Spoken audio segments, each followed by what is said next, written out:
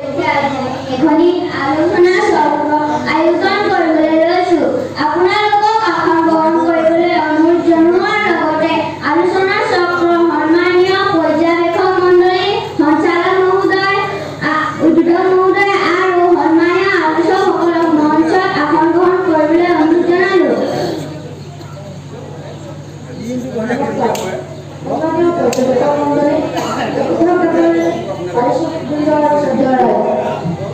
আজি এই আলোচনা চক্ৰখনি পৰিচালনা কৰিবলৈ মই সঞ্চালকৰ আসন গ্ৰহণ কৰিছোঁ আৰু সকলোৰে সহায় সহযোগিতা কামনা কৰিলোঁ। এতিয়া আছে সম্বৰ্ধনা অনুষ্ঠান। এই অনুষ্ঠানটি আগবঢ়াবলৈ মই উদ্যোক্তাসকলক অনুৰোধ জনালোঁ। আমি আলোচনা চক্ৰৰ বিশিষ্ট ব্যক্তিসকলক অভিনন্দন জনাবলৈ আগবাঢ়িছোঁ। সৰ্বপ্ৰথমে সঞ্চালক মহোদয় শ্ৰীযুত অংগৰাগ গগৈক সম্বৰ্ধনা জনাব। অভিনন্দন গগৈ।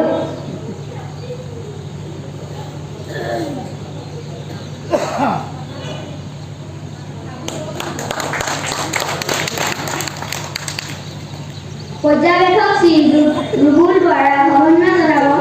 শ্ৰী কৈলাশজী দুৱাৰা।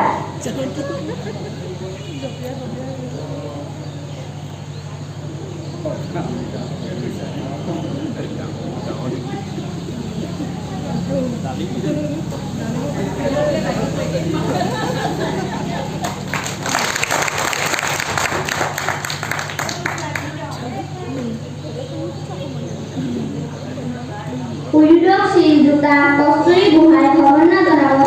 শ্ৰী অৰ্যবীৰ গগৈ।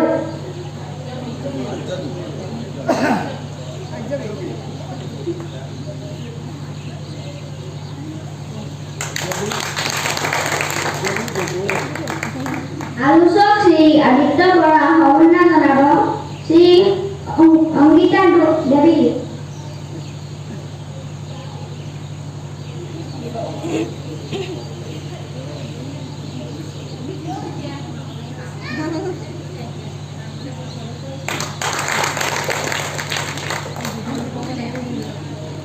আলোচক শ্ৰীযুতা আকৰ্ষণা দ্বাৰা সম্বৰ্ধনা জনাব। শ্ৰী দৰ্শনা গোহাঁই।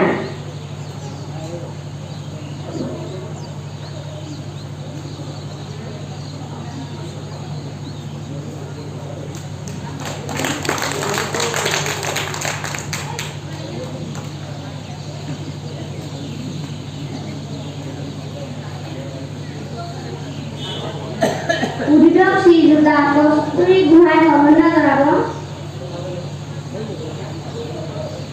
সকলোকে ধন্যবাদ জনাই আজি এই অনুষ্ঠানটো সামৰণি মাৰিলোঁ। ধন্যবাদ। সম্বৰ্ধনা পৰ্বৰ সামৰণি পৰিছে। এতিয়া বিষ্ণুপ্ৰসাদ ৰাভাৰ শীৰ্ষক আলোচনা চক্ৰখনি উদ্বোধন কৰিবলৈ মই শ্ৰীযুতা কস্তুৰী বুঢ়াগোহাঁইক অনুৰোধ জনালোঁ।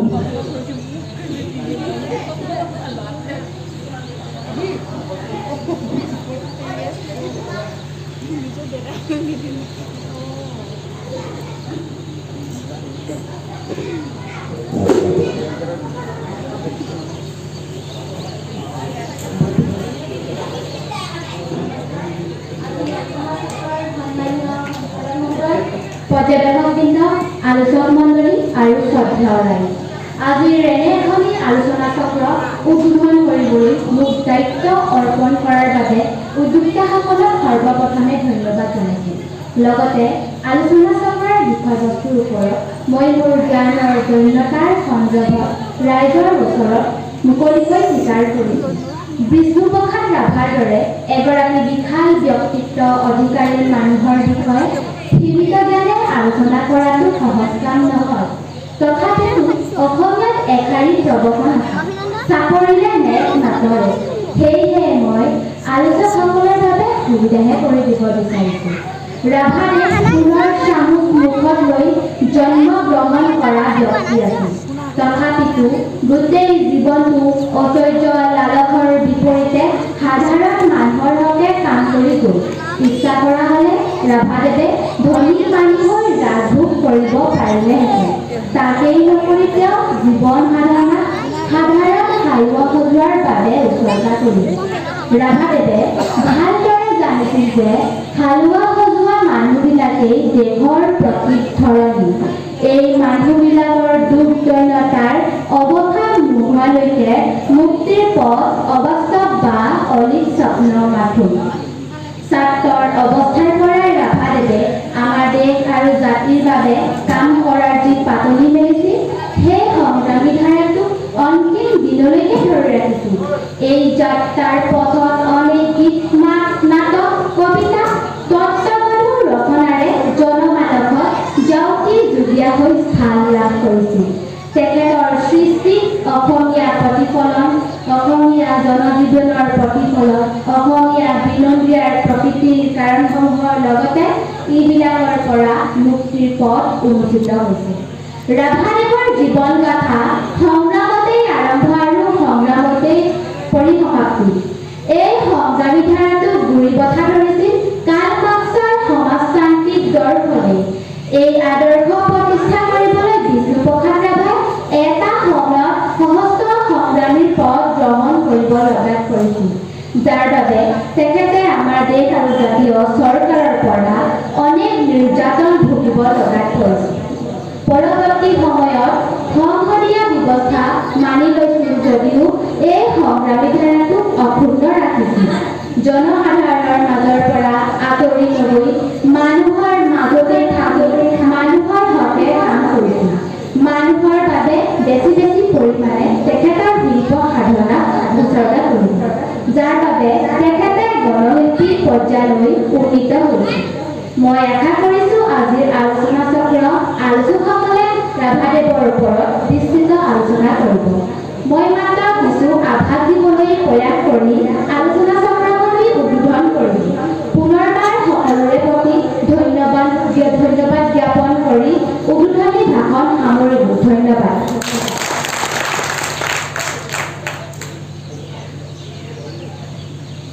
উদ্বোধক ডাঙৰীয়ালৈ ধন্যবাদ জ্ঞাপন কৰিলোঁ। তেখেতে বক্তব্যৰ মাজেৰে ৰাভাদেৱৰ প্ৰায়বিলাক দিশ চুই গৈছে। এতিয়া ৰাভাদেৱৰ সংগীতৰ ওপৰত আলোচনা কৰিবলৈ আলোচক শ্ৰীযুত আদিত্য বৰাক অনুৰোধ জনালোঁ।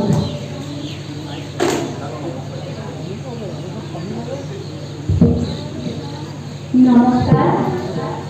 সন্মানীয় সঞ্চালক মহোদয়, উদ্বোধক ডাঙৰীয়ানী, আলোচনা চক্ৰৰ আলোচকবৃন্দ আৰু শ্ৰদ্ধেয় ৰাইজ, জয়তে আপোনালোকলৈ মই মোৰ প্ৰণাম জনাইছোঁ। দৰাচলতে মই কোনো গীত মাতৰ বিশেষজ্ঞ বা বিশাৰদ যিহেতু নহয়, সেয়ে মোৰ বাবে ৰাভাদেৱৰ গীত মাতৰ সুৰ, তাল, লয়, চমালিকাৰ জ্যামিতিক বিশ্লেষণ কৰাটো মুঠেই সম্ভৱ নহয়। মই মাত্ৰ ৰাভাদেৱৰ গীতত কেনেধৰণৰ আহ্বান বা ভাৱ লুকাই আছে সেই দিশতহে আলোচনা কৰিবলৈ প্ৰয়াস কৰিম। আমি কোনো এজন ব্যক্তিৰ বিষয়ে কথা পাতিব বা আলোচনা কৰিবলৈ যাওঁতে পোনপ্ৰথমে সেই সময়ৰ প্ৰেক্ষাপটক কেন্দ্ৰ কৰি আগবাঢ়িব লাগিব, যিহেতু এগৰাকী ব্যক্তিক সেই সময়টোৱে প্ৰভাৱিত কৰি ৰাখে। ৰাভাদেৱৰ জন্ম 1909 চন আৰু মৃত্যু 1969 চন, অৰ্থাৎ জীৱনৰ এভাগ সময় পৰাধীন ব্ৰিটিছ শাসনৰ অধীনত আৰু এভাগ স্বদেশী শাসকৰ সময়। সেয়ে সেই সময়ৰ সমগ্ৰ ঘটনাৰাজিয়ে তেখেতৰ মনত যি প্ৰতিক্ৰিয়া হৈছিল, এইবিলাক শিল্প সাধনাৰ মাজেৰে প্ৰকাশ ঘটিছে। ইয়াৰ উপৰি ৰাভাদেৱৰ গীত মাতত অসমৰ বিনন্দীয়া প্ৰকৃতি, একান্তই ব্যক্তিগত জীৱনৰ ঘটনা, অসমৰ বৈচিত্ৰ্যৰ মাজৰ একতা, অসমৰ বৈষ্ণৱিক পৰম্পৰা, এইবিলাক সুন্দৰ ৰূপত প্ৰকাশ পাইছে। ৰাভাদেৱে সুখক আৰু সুখিতৰ যি দ্বন্দ্ব, সেই দ্বন্দ্ব অতি স্পষ্টভাৱে উপলব্ধি কৰিছিল। এয়া ব্ৰিটিছ শাসিত ভাৰত আৰু পৰৱৰ্তী স্বদেশী শাসকৰ ভাৰতৰ গীতসমূহৰ মাজত গৰ্জি উঠিছিল। দুখীয়াৰ কলিজা নিঙাৰিল, টুপি টুপি তেজ শুহি শুহি প্ৰিয়, ৰুকি ৰুকি মাংস চুবাই খাওঁ, ৰুকি সাৰ কেইডালো চুবাওঁ, খুচি জমিদাৰ হুঁশিয়াৰ হুঁশিয়াৰ নতুবা বল বল বল কৃষক ভক্তিৰ দোল ও বনোৱা সমনীয়া আগবাঢ়ি যাওঁ বল আদি গীতৰ মাজেৰে প্ৰতিবাদৰ ধ্বনি তুলিছিল। অন্যহাতে বিলতে হালিছে ধুনীয়া পদুমি ফুলনিত ফুলিছে ফুল ৰৈ ৰৈ কেতেকী বিনাও অমাতৰ মাত আদি গীতৰ যোগেদি শিশুক মন্ত্ৰমুগ্ধ কৰিব পৰা সুৰৰ লগতে অসমৰ প্ৰাকৃতিক পৰিৱেশৰ ছবি দেখা পোৱা যায়।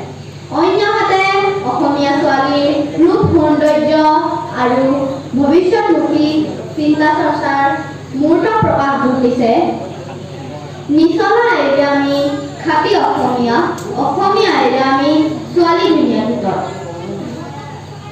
শ্ৰীমন্ত শংকৰদেৱৰ অপূৰ্ব সৃষ্টিৰাজি আৰু দাৰ্শনিক বিচাৰৰ প্ৰতি এটা সময়ত বিষ্ণু ৰাভা মোহিত হৈছিল, যাৰ প্ৰতিফলন ঘটিয়াই যাওঁতে শ্ৰী গুৰু শংকৰেও সুৰৰে দেউলৰে ৰূপৰে হুঁচৰি ভাঙি দিছিল পূজাৰীও। মানুহৰ জীৱনত একান্তই কিছু ব্যক্তিগত আবেগ অনুভূতি হা হতাশা থাকে। ৰাভাদেৱে তেখেতৰ মনৰ যে আবেগ অনুভূতি এইবিলাক গীতৰ মাজেৰে প্ৰকাশ কৰিছে। কিবা যেন নাই আজি নাই কৰো বিননি হাই কিবা যেন নাই আজি নাই পৰজন্মৰ শুভ লগনৰ লগৰ উপৰিগল আদি গীতৰ মাজেৰে অপূৰ্ব সুন্দৰ ভাৱ প্ৰকাশ হৈছে। সৰ্বোপৰি বিষ্ণুপ্ৰসাদ ৰাভাৰ এক ভৱিষ্যতমুখী চিন্তা আৰু দূৰদৃষ্টি আছিল। বিজ্ঞান প্ৰযুক্তিৰ প্ৰতি বিশ্বাসী আছিল। সেয়ে হয়তো তেখেতৰ কাকৰ পৰা নিগৰি ওলাইছিল বিশ্বৰ ছন্দে ছন্দে মহানন্দে আনন্দে দৰে বিশ্বমুখী আহ্বানমুখী। শ্ৰদ্ধেয় ৰাইজ, এইগৰাকী মহামনীষীলৈ আজি তেখেতৰ মৃত্যুৰ তিথিত গভীৰ শ্ৰদ্ধাঞ্জলি আৰু মোৰ প্ৰণাম জনাই আলোচনাৰ সামৰণি মাৰিলোঁ। ধন্যবাদ। আলোচক বৰাদেৱে বিষ্ণুপ্ৰসাদ ৰাভাৰ সংগীতৰ যি আহ্বান এই বিষয়ত যথেষ্ট আলোচনা আগবঢ়ালে। এতিয়া সৈনিক শিল্পী বিষ্ণুপ্ৰসাদ ৰাভা এই বিষয়ত আলোচনা আগবঢ়াবলৈ অনুৰোধ জনালোঁ শ্ৰীযুতা আকৰ্ষণা দুৱাৰা।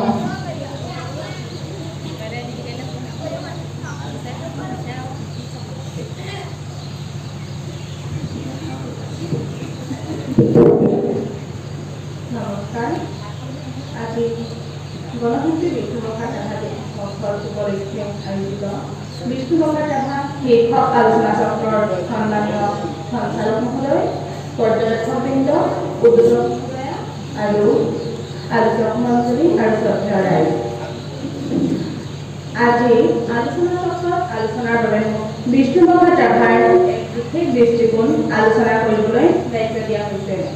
সৈনিক আৰু শিল্পী বিষ্ণুপ্ৰসাদ ৰাভা অৰ্থাৎ এটা মুদ্ৰাৰ দুটা পিঠি। দৰাচলতে প্ৰতিগৰাকী শিল্পী একোজন সৈনিক, কিন্তু প্ৰতিজন সৈনিক এগৰাকী শিল্পী নহ'ব পাৰে। বিষ্ণুপ্ৰসাদ ৰাভা কিন্তু ব্যক্তিত্ব আছিল। তেখেত শিল্পী হৈ সৈনিক আছিল আৰু সৈনিক হৈও এগৰাকী শিল্পী আছিল। তেখেত আছিল জনতাৰ শিল্পী আৰু জনতাৰ বাবে চিৰজাগ্ৰত সৈনিক। বিষ্ণুপ্ৰসাদ ৰাভাৰ জন্ম হৈছিল ব্ৰিটিছ শাসিত পৰাধীন ভাৰতবৰ্ষত। ছাত্ৰ অৱস্থাতে ৰাভাই মহাত্মা গান্ধীৰ নেতৃত্বত হোৱা বিদেশী বস্তু বৰ্জন আন্দোলনৰ আহ্বান গ্ৰহণ কৰিছিল আৰু এজন জাগ্ৰত প্ৰহৰীৰ দৰে বা সৈনিকৰ দৰে স্বাধীনতা সংগ্ৰামত জঁপিয়াই পৰিছিল, যাৰ পৰিণতি ব্ৰিটিছ চৰকাৰক মুখত কৰি কলিকতাৰ চেণ্ট্ৰেল কলেজ ত্যাগ কৰি কোচবিহাৰৰ ভিক্টোৰিয়া কলেজলৈ ঢাপলি মেলিবলগীয়া হৈছিল। কোচবিহাৰো স্বাধীনতা সংগ্ৰামৰ সৈনিক ৰাভাই ৰাজকোষৰ বলি হৈ আত্মগোপন কৰিবলগীয়া হৈছিল। কোচবিহাৰত সেই সময়ত ইংৰাজৰ এজন বহতীয়া ৰজাই শাসন কৰিছিল। ৰাভাই ব্যাখ্যা কৰিছিল যে আমাৰ দেশত দুই ধৰণৰ শাসন ব্যৱস্থা আছে। প্ৰথমটো হৈছে ইংৰাজৰ বিদেশী শাসন আৰু দ্বিতীয়টো হৈছে ইংৰাজৰ বহতীয়া দেশীয় শোষকৰ শাসন। সেয়ে ৰাভাদেৱৰ শিল্পী মনৰ কবিতাই দেৱালত আঁকি দিছিল প্ৰতিবাদৰ ভাষা। ৰাজ্যে আছে দুইটি ভাষা, এক পিছালো এক পিছাদা ৰাজ্যেৰ যদি মংগল চাওঁ দুই কথা বলি যাওঁ এয়াই নিশ্চয় বিষ্ণুপ্ৰসাদ ৰাভা যে এগৰাকী সৈনিক শিল্পী আছিল তাৰে উত্তম নিদৰ্শন আমাৰ দেশবাসীৰ ঐক্যবদ্ধ সংগ্ৰাম আত্মবলিদান আৰু অনেক ত্যাগৰ ফলত 1947 চনৰ 15 আগষ্টত দেশ স্বাধীন হ'ল কিন্তু সুখনৰ বাগৰি নাতৰিলে নেহেৰুৰ নেতৃত্বত স্বাধীন দেশৰ জাতীয় চৰকাৰে দেশৰ শাসন চলালে সুন্দৰ বিষয়ে গতি কৰা স্বাধীনতা সংগ্ৰামীসকলে এই স্বাধীনতা ভুৱা স্বাধীনতা বুলি ঘোষণা কৰিলে বিষ্ণুপ্ৰসাদ ৰাভা কিন্তু সুন্দৰ বিষয়ে গতি কৰা এজন সৈনিক আছিল সেয়ে ৰাভাই সহস্ৰ পন্থাৰে দেশৰ ক্ষমতা দখলৰ লগতে শোষণৰ অৱসানৰ বাবে সমাজতান্ত্ৰিক আদৰ্শৰে আগবঢ়া সেনানীসকলৰ পক্ষত থাকিল এহাতে বন্দুক আৰু অন্য হাতে তুলিকাৰে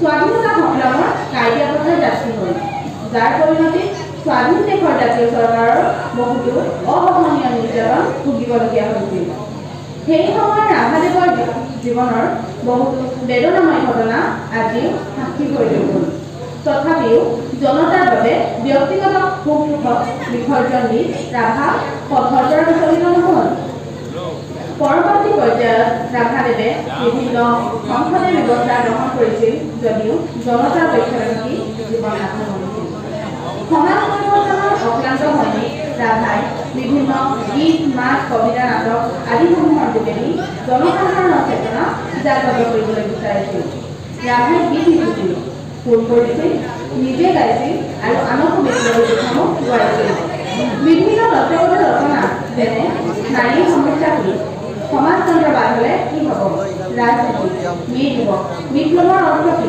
আদি হৈছে তেখেতৰ ৰাজনৈতিক ৰচনা এই সৃষ্টিৰাজিৰ প্ৰাসংগিকতা আজিৰ দিনতো অতি বেছি পৰিমাণে প্ৰাসংগিক হৈ পৰিছে বিষ্ণুপ্ৰসাদ ৰাভাৰ বিপ্লৱী গীতসমূহ বোধ কৰোঁ অসমৰ সংগীত জগতৰ সৰ্বশ্ৰেষ্ঠ বিপ্লৱী গীতৰূপে পৰিগণিত হ'ব বল বল বল শীৰ্ষক শক্তি বল হে বিপ্লৱী বীৰ অধিনায়ক দুখীয়া কলিতা নীলানী পঞ্চায়তী ৰাজ আদি হৈছে তেখেতৰ ভাবিলে আচৰিত লাগে ওলাইতো জীৱন যাযাবৰী হৈ পাহাৰে ভৈয়ামে বিপ্লৱৰ মহামন্ত্ৰলৈ ঘূৰি ফুৰা ৰাভাই কেতিয়া আৰু কেনেকৈ ইমান সৃষ্টিৰাজি দেখা দিছিল ৰাভাৰ ৰচনাৱলী প্ৰকাশন সংঘই সম্প্ৰতি ৰাভাদেৱৰ ৰচনাসমূহ দুটা খণ্ডত প্ৰায় ১,৫০০ পৃষ্ঠাজোৰাকৈ প্ৰকাশ কৰিছে অন্য হাতে বোধ কৰোঁ এতিয়াও বিভিন্ন প্ৰান্তত থাকিব পাৰে সঁচা অৰ্থত ৰাভাদেৱ এগৰাকী সৈনিক শিল্পী আছিল ইয়াতকৈ আৰু বেছি প্ৰমাণৰ প্ৰয়োজন আছে বুলি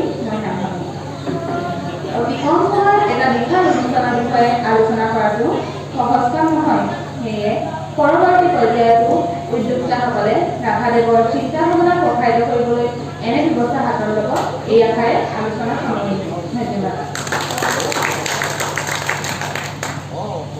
শ্ৰীযুতা দুৱাৰালৈ ধন্যবাদ জ্ঞাপন কৰিছোঁ শ্ৰদ্ধা ৰাইজ আজিৰ আলোচনা চক্ৰত আলোচকসকলৰ আলোচনাৰ মাজেৰে বিষ্ণুপ্ৰসাদ ৰাভাৰ প্ৰায়বিলাক বিষয়েৰে উন্মোচন হৈছে এতিয়া আলোচনা চক্ৰৰ উপস্থিতিত থকা অন্য এগৰাকী পৰ্যবেক্ষক শ্ৰীযুত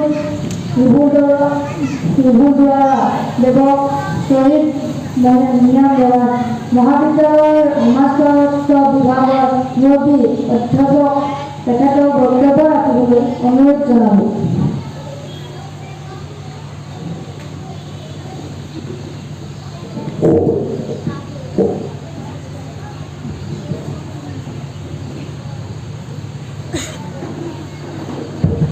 নমস্কাৰ গণশিল্পী বিষ্ণুপ্ৰসাদ ৰাভা দিৱসৰ উপলক্ষে আয়োজিত আলোচনা চক্ৰৰ মাননীয় সঞ্চালক মহোদয় উদ্বোধক কস্তুৰী বুঢ়াগোহাঁই ডাঙৰীয়ানী লগতে এই আলোচনা চক্ৰত অংশগ্ৰহণ কৰা দুই আদিত্য বৰা আৰু আকাংক্ষা বৰা ডাঙৰীয়ানী আলোচনা চক্ৰৰ বিভিন্ন ক্ষেত্ৰত সহায় কৰা বিষয়ববীয়াসকল, ৰাভা দিৱসৰ সন্মানীয় সভাপতিকে সমাপ্ত কৰি উপদেষ্টাৰে সমাপ্ত কৰি এই আলোচনা চক্ৰত সমবেত হৈ থকা মোৰ জ্ঞানবৃদ্ধ বয়োবৃদ্ধ জ্যেষ্ঠজন ভাতৃ আৰু দাদাসকল, এই আলোচনা চক্ৰত মই এজন পৰ্যবেক্ষক হিচাপে উপস্থিত থাকিবলৈ পাই নিজকে গৌৰৱ অনুভৱ কৰিছোঁ। আমাৰ প্ৰজন্মৰ এই যিটো ঊৰ্ধ্বমুখী যাত্ৰা, সেই যাত্ৰাত আপোনালোকো নিশ্চয় ইয়াৰ কৃতিত্বৰ গৰাকী, আপোনালোকেও নিশ্চয় ইয়াৰ পৰা এটা সুবাৰ্তা লৈ যাব আপোনালোকৰ নিজৰ নিজৰ গৃহলৈ, যে এই দুজন কণমানি বা এই চাৰিজন কণমানি শিশুৱে আজি তেওঁলোকৰ যি সাৱলীল বক্তব্যৰে এটা গুৰুগম্ভীৰ বিষয়, যিটো আমি এটা নিৰ্দিষ্ট সময়ৰ ভিতৰত তেখেতক আমি কৈ শেষ কৰিব নোৱাৰোঁ। এই আশাতে মই গণশিল্পী বিষ্ণুপ্ৰসাদ ৰাভাদেৱক শ্ৰদ্ধাৰে সোঁৱৰিছোঁ আৰু আমাৰ প্ৰজন্মক যাতে তেখেতৰ যি গুণ গৰিমা আছিল সেই গুণ গৰিমাই আমাক উদ্বুদ্ধ কৰে। লালিঞ্চিগা গণশিল্পী বিষ্ণুপ্ৰসাদ ৰাভা দিৱসৰ যি উদযাপন সমিতি, সেই সমিতিৰ যি কাৰ্যপন্থা অনাগত দিনত অব্যাহত থাকক। মই দেখিছোঁ যে সঞ্চালক হিচাপে আমাৰ অংগৰাজ গগৈ, তেখেতৰ সঞ্চালনা মনঃপুত হৈছে, চকুত লগাকৈ তেখেতৰ যিখিনি দায়িত্ব সেই দায়িত্বখিনি বহন কৰিব পাৰিছে। উদ্ভুত শিকায়ো তেখেতৰ এই বয়সত তেখেতে এই কম বয়সত তেখেতে গুৰুত্ব হাতি ভৰাই বিষ্ণুপ্ৰসাদ ৰাভাদেৱৰ সম্পৰ্কত যিকেইটা বক্তব্য ৰাখিলে, সেই বক্তব্যই আমাক বিষ্ণুপ্ৰসাদ ৰাভাদেৱক আমাৰ এটা এটা আমাক আভাস দিবলৈ সক্ষম হ'ল। লগতে তেখেতৰ উদ্বোধকৰ শাসনত দুই এটা তেখেতসকলে এৰি গৈছে, যে তেখেতৰ জন্ম, তেখেতৰ ৰাজনৈতিক জীৱন, তেখেত এজন গীতিকাৰ, সুৰকাৰ, এনেধৰণৰ বক্তব্যবিলাকো ইয়াত অন্তৰ্ভুক্ত হোৱা হ'লে ভাল আছিল। মই পৰ্যবেক্ষক হিচাপে এই কথাখিনি কৈছোঁ, যিহেতু বিষ্ণুপ্ৰসাদ ৰাভা এজন সৰ্বনাকৰ, যাৰ কাৰণে তেখেতক কাশী হিন্দু বিশ্ববিদ্যালয়ত সেই সময়ৰ উপাচাৰ্য ডক্টৰ সৰ্বপল্লী ৰাধাকৃষ্ণনে কলাগুৰু উপাধি প্ৰদান কৰিছিল। কি কাৰণে? যে তেখেতে এনেকৈ নৃত্যত পাৰ্গত আছিল যে তেখেতে 100 নৃত্য পৰিৱেশন কৰিব পাৰিছিল। আৰু লক্ষ্য কৰোঁ, তেখেতে 1975 চনত তেখেতে আমাৰ যিটো গণতান্ত্ৰিক ব্যৱস্থা, সেই ব্যৱস্থাত অংশগ্ৰহণ কৰিছিল। সেইবাৰ তেখেত বৰপেটা সমষ্টিৰ পৰা নিৰ্বাচনত অংশগ্ৰহণ কৰিছিল, যিবাৰ তেখেতে জয়ী হ'বলৈ সক্ষম নহ'ল। তাৰপিছতে তেখেতে আকৌ 1967 চনত নিৰ্দলীয় হিচাপে তেজপুৰ সমষ্টিৰ পৰা বিজয়ী হ'বলৈ সক্ষম হৈছিল। গতিকে এই তেনেধৰণৰ কথা কিছুমান আমি বক্তব্যত বা তেখেতসকলৰ আলোচনাত অন্তৰ্ভুক্ত হোৱাটো আমি আশা কৰিছিলোঁ।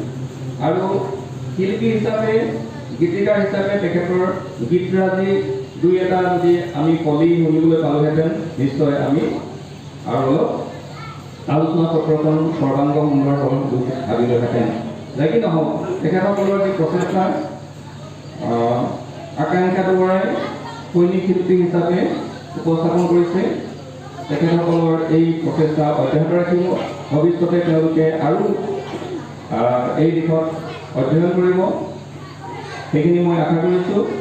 আৰু মই এই অনুষ্ঠানটিত উপস্থিত থাকিবলৈ সুবিধা দিয়াৰ কাৰণে উদ্যোক্তা মণ্ডলী মই বিশেষভাৱে শ্ৰদ্ধা নিবেদন কৰিছোঁ।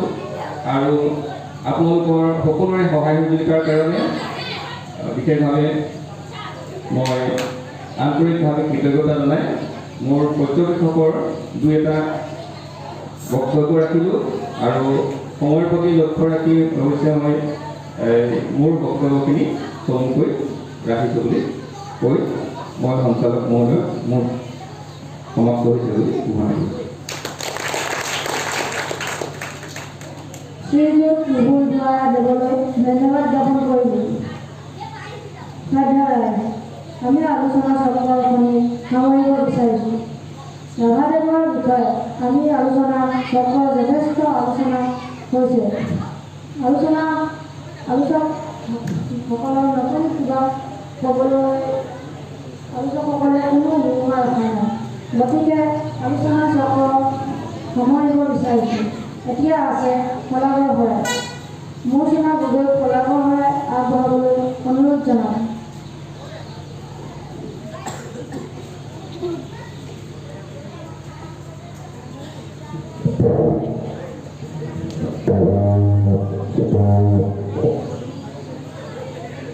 নমস্কাৰ।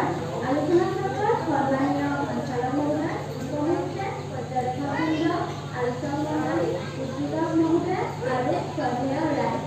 গণশিল্পী বিষ্ণুপ্ৰসাদ ৰাভাৰ দিৱস উপলক্ষে আয়োজিত আজি আলোচনা চক্ৰখনি সাফল্যমণ্ডিত কৰিবলৈ আপোনালোকে যি সহায় সহযোগিতা আগবঢ়ালে তাৰ বাবে আমি নথৈ আনন্দিত হৈছোঁ। সেয়েহে সকলোৰে প্ৰতি শলাগ ৰাখিছোঁ। ভৱিষ্যতে এনে গঠনমূলক কামত আপোনালোকৰ সহযোগিতা আমি কামনা কৰিলোঁ। পুনৰবাৰ সকলোলৈকে ধন্যবাদ জনালোঁ। ধন্যবাদ। মৌচুমা গগৈলৈ ধন্যবাদ জনালোঁ। শ্ৰদ্ধা ৰাইজ, আশা কৰোঁ আজি আলোচনা চক্ৰৰ পৰা বিষ্ণুপ্ৰসাদ ৰাভাৰ বিষয়ে আমি বহুখিনি জানিব পাৰিম। নিশ্চয় সকলোৱে উপকৃত হ'ব। ভৱিষ্যতেও এনেদৰে অনুষ্ঠানৰ আশা কৰি আজিৰ আলোচনা চক্ৰ সামৰণি মাৰিলোঁ।